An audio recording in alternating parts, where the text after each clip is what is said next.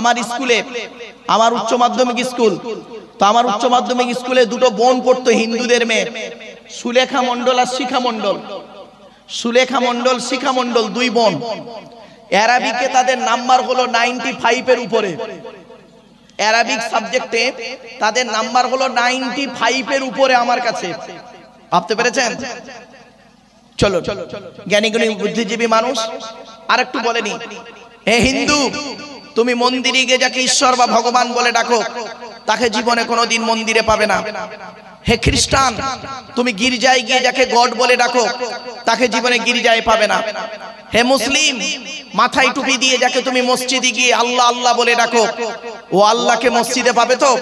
চলুন, আমরা তিন ধর্মের মানুষ সৃষ্টিকর্তাকে খুঁজতে বেরোই। সৃষ্টিকর্তা নিজেই বলছেন, আমাকে খুঁজতে যেতে হবে না, আমাকে কোনো জায়গায় তোদের খুঁজতে যেতে হবে না। আমি কোথায় আছি জানিস? শেষ কিতাব কোরআনে আমি বলে দিয়েছি, এই কোরআনই আছে সৃষ্টিকর্তা কোথায় আছে। আগে একটি কথা বলে নিচ্ছি আপনাদেরকে, আমি এই সৃষ্টিকর্তা বলছি বলে যেন আমার খারাপ সেন্স নেবেন না মুসলিমরা, কারণ আমার বক্তব্য হলো হিন্দু মুসলিম মিক্স। কখনো আমি বক্তব্য করতে করতে বলবো চাচা, কখনো বলবো কাকা, কখনো বলবো মাংস, কখনো বলবো গোস্ত, কখনো বলবো জল, কখনো বলবো পানি। খারাপ সেন্স নেবেন না কিন্তু। অনেক আছে দেখেছি যে ভাষাগত জ্ঞান ঠিক না থাকার ফলে তারা করে কি, উনি মৌলানা লোক, উনি জল বলল, ওরে বোকা, জলটা হলো বাংলা ভাষা আর পানিটা হলো ফার্সি ভাষা। আরবিতে বলে মা, ইংরেজিতে বলে ওয়াটার। এটা তো জানতে হবে। চলো, সেজন্য আমি বেশ কিছু কথা আমি বলবো। কখনো বলবো স্বর্গ, কখনো বলবো জান্নাত, কখনো বলবো হেভেন। খারাপ সেন্স নেবেন না, স্বর্গ বলেছি বলে ভাববেন না অন্য শব্দ। আর নরক বলবো, জাহান্নাম না বলে নরক বলবো, জাহান্নামও বলবো, নরক বলবো, হেল বলবো, যে কোনো একটা শব্দ বলবো, চিন্তা নেই। আগে ব্রেনটা ঠিক করুন। যেহেতু আমি এসেছি, এটা হাই স্কুল মাঠের বক্তব্য। হাই স্কুল মাঠ, এখানে হাই স্কুল আছে মানে আশপাশের ছেলে মেয়েরা এখানে পড়াশোনা করে। আশা করি এখানে কমসে কম, আমি আমার দৃঢ় বিশ্বাস 99% মানুষ শিক্ষিত। সেই দিক লক্ষ্য রেখে আমার বক্তব্য। চলো না, এগিয়ে যাচ্ছি। সৃষ্টিকর্তা বলছেন, সৃষ্টিকর্তা কোথায় আছে, আল্লাহ কোথায় আছে? ওয়ালাকাদ খলাকনাল ইনসানা ওয়া না'লামু মা তুওয়াসবিসু বিহি নাফসুহু ওয়া নাহনু আকরাবু ইলাইহি মিন হাবলিল ওয়ারিদ। পবিত্র কোরআন 26 নম্বর পারা 18 নম্বর পৃষ্ঠা, প্রথম নম্বর লাইন, সূরার নাম সূরা কফ আল কোরআন। কোরআনে বলা হয়েছে, হে মানব জাতি, হে মানব জাতি। এখানে হিন্দু মুসলমান সৃষ্টিকর্তা কোনো পার্থক্য করেনি। হে মানব জাতি, আমি তোদের সৃষ্টি করেছি, আর তোদের মনের মধ্যে ভালো মন্দ যা কিছু আছে তোরা, আমি সব জানি। তোরা কখনোই ভাববি না আমি সৃষ্টিকর্তা অনেক দূরে। না না না, আমি সৃষ্টিকর্তা তোর ঘাড়ের শিরারও নিকটবর্তী। একবার অন্তরে অন্তঃস্থল থেকে আমাকে সৃষ্টিকর্তাকে ডাক দে। ওয়াকালা রাব্বুকুম উদউনি আস্তাজিব লাকুম, পারা নাম্বার 24 পৃষ্ঠা নাম্বার 13 লাইন নাম্বার 2, সূরার নাম সূরা মুমিন। বলা হয়েছে, তুই একবার অন্তরে অন্তঃস্থল থেকে আমাকে ডাক দে, আমি সৃষ্টিকর্তা তোর ডাকে সাড়া দেব। এই জেলাটির নাম হলো উত্তর 24 পরগনা। এই পশ্চিম বাংলার একটা জেলা আছে, ডিস্ট্রিক্টের নাম হলো হাওড়া। নাম শুনেছেন তো? হাওড়া জেলায় একটা থানা আছে, থানাটির নাম হলো বাগনান। আপনারা নাম শুনে থাকবেন, বাগনান থানা। তো বাগনান কলেজে আমি গিয়েছিলাম লেকচার দিতে। তো কলেজে যখন গিয়েছি লেকচার দিতে, কলেজের প্রিন্সিপাল সাহেব বসে আছেন, প্রফেসররা বসে আছেন, আর কলেজের স্টুডেন্টরাই আছে, অন্য আদার্স কোনো ব্যক্তি নেই, কলেজের স্টুডেন্টরাই আছে। তা আমি বক্তব্যের শুরুতেই অ্যাটেনশন করানোর জন্য বেশ কিছু কথা বলেছিলাম। তা আজকে এখানেও আমি সেই কিছু কথা আপনাদেরকে পেশ করব। এক নাম্বার আমি বলেছিলাম, একটা মুসলিম আর অমুসলিমের পার্থক্য কতটুকু? একটা মুসলিম আর অমুসলিমের পার্থক্য কতটুকু? তো একটা স্টুডেন্ট বলল, স্যার অনেক পার্থক্য। তা আমি বললাম, দু চারটে বলো। ছেলেটি চুপ করে গেল। তখন আর একটা স্টুডেন্ট উঠে দাঁড়িয়ে বলল, স্যার আমি বলবো মুসলিম আর অমুসলিমের পার্থক্য। আমি বললাম বলো। ছেলেটি বলছে, স্যার মুসলিমটার গালে দাড়ি থাকবে, অমুসলিমটার গালে দাড়ি থাকবে না। আমি বললাম এটা 100% আনসারটা হলো না। বলছে কেন স্যার? আমি বললাম আমার গালে কি দাড়ি দেখতে পাচ্ছেন? এই গ্রেট পোটার রবীন্দ্রনাথ ঠাকুরের গালের দাড়িটা আমার দাড়ির থেকে অনেক বড় দাড়ি ছিল। ব্যারিস্টার উমেশচন্দ্র বন্দ্যোপাধ্যায়, সুরেন্দ্রনাথ বন্দ্যোপাধ্যায়, সক্রেটিসের গালে দাড়ি ছিল, রামকৃষ্ণ পরমহংসদেবের গালে দাড়ি ছিল, আসারাম বাবুর গালেও দাড়ি আছে, রামদেবের গালেও দাড়ি আছে, মুসলমান নয়। তখন আর একটা স্টুডেন্ট দাঁড়িয়ে বললো স্যার আমি বলবো। আমি বললাম বলো। স্টুডেন্টটা বলছে স্যার মুসলিমটার মাথায় টুপি থাকবে, অমুসলিমটার মাথায় টুপি থাকবে না। তো আমি বললাম এটাও 100% আনসারটি হলো না। বলছে কেন স্যার? আমি বললাম আমার মাথায় কি টুপি দেখতে পাচ্ছেন? এ গ্রেট ন্যাশনাল হিরো যিনি বলেছিলেন give me blood I shall give you freedom, Netaji Subhash Chandra Bose যিনি বলেছিলেন তোরা আমাকে রক্ত দে আমি তোদের স্বাধীনতা দেব, তারও মাথায় টুপি ছিল। পণ্ডিত জওহরলাল নেহেরুও মাথায় টুপি দিতেন, আন্না হাজারও মাথায় টুপি দিত। শুধু তাই নয়, পাঞ্জাবিরাও পাগড়ি পরে, মুসলমান নয়। কিছুক্ষণ পরে একটা স্টুডেন্ট দাঁড়িয়ে বলল স্যার আমি একটা গুড পয়েন্ট পেয়েছি। আমি বললাম কি পয়েন্ট? বলছে স্যার মুসলিমটার মুসলমানি হবে আর অমুসলিমটার মুসলমানি হবে না। আমি বললাম এটাও ঠিক হলো না। বলছে কেন স্যার? আমি বললাম শুনুন, এই পৃথিবীর সর্বপ্রথম পুরুষ লিঙ্গের আগার চামড়া কেটে বাদ দিয়েছিল কে? ইতিহাসটি জেনে নিন। এই পৃথিবীতে সর্বপ্রথম পুরুষ লিঙ্গের আগার চামড়া কেটে বাদ দিয়েছিলেন যিনি 82 বছর বয়সে জঙ্গলে কুড়ুল দিয়ে নিজে নিজে সৃষ্টিকর্তার অনুমতিতে নাম হলো হযরতে ইব্রাহিম খলিলুল্লাহ। জোরে বলুন সুবহানাল্লাহ। এবারে আসছি মেডিকেল সায়েন্স কি বলছে দেখি। মেডিকেল সায়েন্স বলছে কোন পুরুষ যদি তার পুরুষ লিঙ্গের আগার চামড়া কেটে বাদ দেয়, ওই পুরুষটা যতদিন বেঁচে থাকবে, সে হিন্দু হোক আর মুসলিম হোক, ওই পুরুষটা যতদিন বেঁচে থাকবে 3টে রোগ থেকে বেঁচে থাকতে পারবে কমসে কম। 1 নাম্বার সিফিলিস বলে একটা রোগ আছে, ওই রোগ থেকে বেঁচে থাকতে পারবে। 2 নাম্বার গনোরিয়া বলে একটা রোগ আছে, ওই রোগ থেকে বেঁচে থাকতে পারবে। 3 নাম্বার লজ্জাস্থানের ক্যান্সার থেকে ছেলেটি বেঁচে থাকতে পারবে। এবার চলুন দেখি, আমি তখন এবার সমীক্ষাটা বলছি। ওকে, ওই স্টুডেন্টদের কি বলছি যে এই পৃথিবীতে 110% অমুসলিম বিভিন্ন কারণে পুরুষ লিঙ্গের আগার চামড়া কেটে বাদ দেয়। 140% ইহুদি বিভিন্ন কারণে পুরুষ লিঙ্গের আগার চামড়া কেটে বাদ দেয়। 150% খ্রিস্টান বিভিন্ন কারণে পুরুষ লিঙ্গের আগার চামড়া কেটে বাদ দেয়। 99.9% 100% বলবেন না, কারণ আমি আমার বাস্তব অভিজ্ঞতাতে বলছি। ভারতবর্ষ, বাংলাদেশ আর নেপাল, এই 3টে দেশে বক্তব্য রাখতে গিয়ে বাস্তব অভিজ্ঞতাকে সামনে রেখে বলছি। 199.9% মুসলিম বিভিন্ন কারণে পুরুষ লিঙ্গের আগার চামড়া কেটে বাদ দেয়। তাহলে মুসলিম আর অমুসলিমের পার্থক্যটা কি? এবার আপনারা এই উত্তরটা বের করুন, খুঁজে অবাক হয়ে যাবে। কিছুক্ষণ পর আমি বললাম সংক্ষেপে শুনে নিন। মুসলিম আর অমুসলিমের পার্থক্য হলো অ্যাপোস্ট্রফিস এস। কি বললাম? অ্যাপোস্ট্রফিস এস। কি অ্যাপোস্ট্রফিস এস? মুসলিমটার বিশ্বাস আর অমুসলিমটার বিশ্বাস। অমুসলিমটার বিশ্বাস হলো everything is god, everything is god. প্রত্যেক বস্তু হলো খোদা।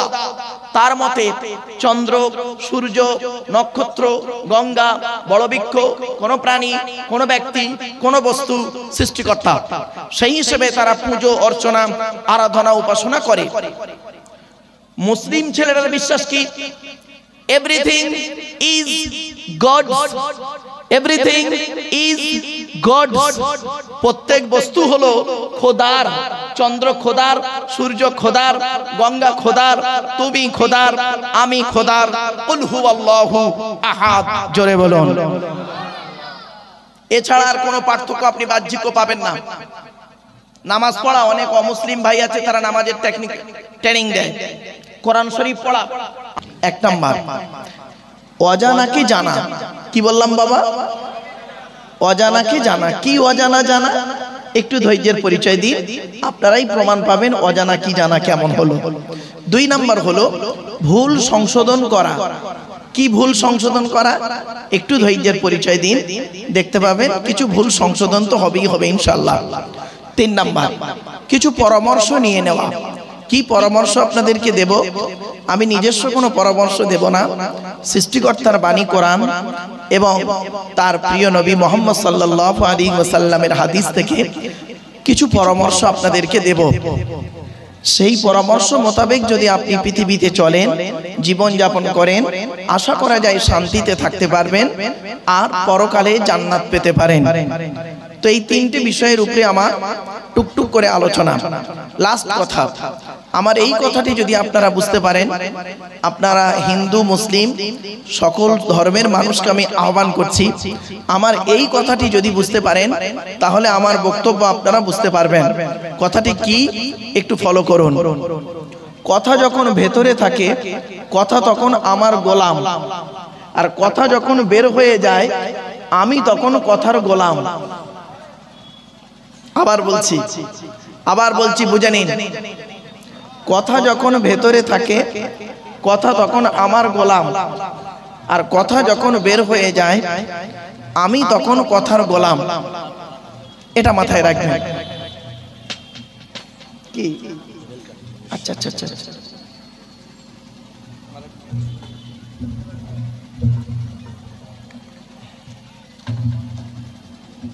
না না না বলছি আপনি তুলুন, এটা তুলুন।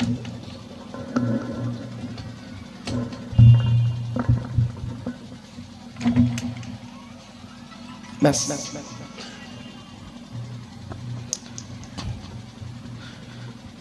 আবার এই কথাটি ফলো করুন একটু দয়া করে আপনারা। কথা যখন ভেতরে থাকে, কথা তখন আমার গোলাম, কথা যখন বের হয়ে যায় আমি তখন কথার গোলাম। এই কথাটি যদি আপনারা বুঝতে পারেন হিন্দু মুসলিম, তাহলে আশা করি আমার বক্তব্য আপনাদের বোধগম্য হবে। It is my concept. আসুন এবারে আসছি আলোচনার বিষয়বস্তু সম্পর্কে। আজকে আমার বক্তব্য থাকবে কিসের উপরে? আজকে আমি আপনাদের কাছে বক্তব্য রাখবো মাত্র 5টি বিষয়ের উপরে। কয়টি বাবা? 5টি বিষয়ের উপরে আমার বক্তব্য। কি চলে যাচ্ছে নাকি?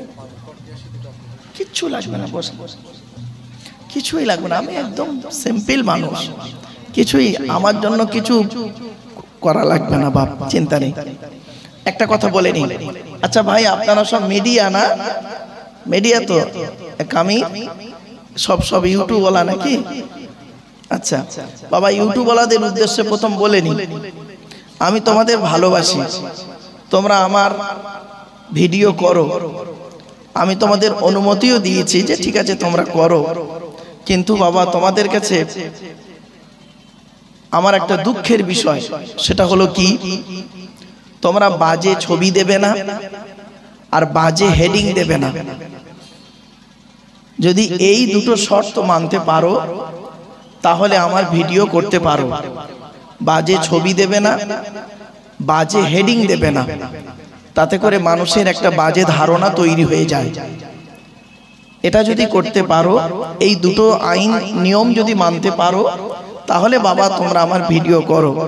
আর যদি এই দুটো মানতে না পারো তাহলে দয়া করে আমার ভিডিও না করাটাই অতি উত্তম। দুটো কথা, বাজে ছবি দেবে না আর বাজে হেডিং দেবে না, এ অনুরোধ করছি মিডিয়াওয়ালাদেরকে। সমস্যা হয়তো বাবা, সেজন্য আমি বলে দিলাম। চলো আজকে আমার বক্তব্যের বিষয়বস্তু কি?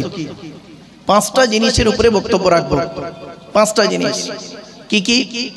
1 নাম্বার, যার দেওয়া পৃথিবীতে বাস করি, যার দেওয়া সূর্যের কিরণ গায়ে লাগাই, যার দেওয়া চাঁদের প্রতিফলিত রশ্মি রাতে ব্যবহার করি, যার দেওয়া আকাশের পানি পান করি, যার দেওয়া জমিনে ঘর বেঁধে থাকি, চাষ করে খাই, যার দেওয়া অক্সিজেন ফিরি নেই, কার্বন ডাই অক্সাইড ছেড়ে দিই, এ সমস্ত অবদান কার?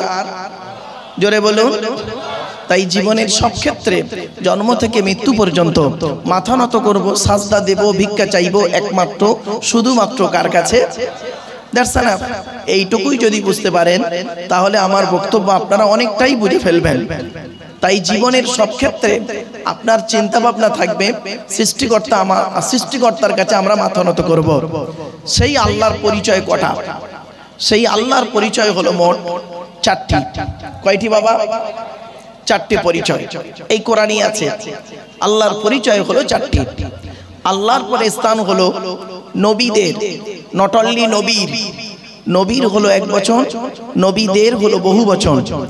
নবীদের পরিচয় হলো, নবী কাকে বলে আগে জেনে নেওয়া যাক। নবী শব্দের অর্থ হলো সাংবাদিক, আর নাবা শব্দের অর্থ হলো সংবাদ। ইংরেজিতে বলে নিউজ। নিউজ শব্দটা 4টে অক্ষর দিয়ে তৈরি। NEWS। এন থেকে নর্থ উত্তর, ই থেকে ইস্ট পূর্ব, ডব্লিউ থেকে ওয়েস্ট পশ্চিম, এস থেকে সাউথ দক্ষিণ, পূর্ব পশ্চিম উত্তর দক্ষিণ। চারিদিকের খবর যিনি সঠিক এবং সত্য বলেন তিনি হলেন পারফেক্ট সাংবাদিক। আর এখনকার সাংবাদিকরা বের হয়েছে দেখবেন, ওরা দেখে একরকম, বলে একরকম, লেখে আর এক রকম, ফাটাফাটি মারামারি তৈরি হয়। সুতরাং এরা হলো মানুষের তৈরি সাংবাদিক, আর নবীরা হলেন আল্লাহর তৈরি সাংবাদিক। আল্লাহর তৈরি সাংবাদিক আর মানুষের তৈরি সাংবাদিক বিটুইন ফার ডিফারেন্স, অনেক পার্থক্য। নবীদের পরিচয় হলো মোট 3টি। কয়টি? 3টি। আল্লাহর পরিচয় কটি বললাম? 4টি। মনে রাখুন, আল্লাহর পরিচয় 4টি, নবীদের পরিচয় 3টি। এবারে আসছি আমাদের পরিচয়। আমাদের পরিচয় হলো এই টোটাল কোরআনে, এই টোটাল কোরআনে আমাদের পরিচয় হলো মাত্র 2টি। কটি? 2টি। এই দুটোই যদি আমরা করতে পারি তাহলে প্রবলেম সলভ। 2টি। কিন্তু সৃষ্টিকর্তা বলছে এই দুটোই তো তোরা ঠিক মতো পারিসনি, আর এই পৃথিবীতে মারামারি করছিস। তো আজকে আমার আলোচনার বিষয় বেরোলো 3টি বেরোলো। 1 নাম্বার আল্লাহর বায়োডাটা, আল্লাহর পরিচয়। 2 নাম্বার নবীদের পরিচয়। 3 নাম্বার আমাদের পরিচয়। 4 নাম্বার আমার বক্তব্য থাকবে বাস্তব জীবন থেকে কিছু কথা আমি আপনাদের কাছে তুলে ধরবো। একদম বাস্তব জীবন থেকে কিছু কথা, পৃথিবী ধ্বংসের কিছু লক্ষণ আপনাদের কাছে আমি তুলে ধরব। 5 নাম্বার হলো সাম্প্রদায়িক সম্প্রীতির উপরে কিছু কথা আমি আপনাদেরকে বলবো। এই হলো 5টি টপিক। সাম্প্রদায়িক সম্প্রীতির উপরে কিছু কথা বলবো। তো আজকে শুরু করছি সৃষ্টিকর্তার বায়োডাটা দিয়ে। তার আগে আমি আপনাদেরকে বলে নিচ্ছি, হিন্দু মুসলিম কাঁধে কাঁধ মিলিয়ে চলুন। হিন্দু মুসলিম কাঁধে কাঁধ মিলিয়ে চলুন। মনে রাখবেন, কিসের হিন্দু কিসের মুসলিম আপনারা পার্থক্য করেন। হিন্দুদের রক্তের ভিতরে মুসলমানদের রক্ত আছে, আর মুসলমানদের রক্তের ভিতরে হিন্দুদের রক্ত আছে। প্রমাণটা দিচ্ছি, আবার বলছি, হিন্দুদের রক্তের ভিতরে মুসলমানদের রক্ত আছে, আর মুসলমানদের রক্তের ভিতরে হিন্দুদের রক্ত আছে। এর প্রমাণটা কি ভালো করে শুনে নিন। আপনাদের এলাকায় ব্লাড ডোনেশন ক্যাম্প হয়, রক্তদান শিবির হয়, বলুন না রে ভাই? হয়।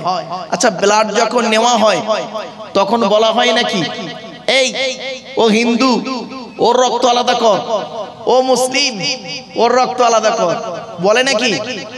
আরে ব্লাডের মধ্যে কাস্টের কোনো ডিভাইডেড থাকে না, ব্লাডের মধ্যে কালারের কোনো ডিভাইডেড থাকে না, ব্লাডের মধ্যে জেন্ডারের কোনো ডিভাইডেড থাকে না, ব্লাডের মধ্যে গ্রুপের ডিভাইডেড করা হয়।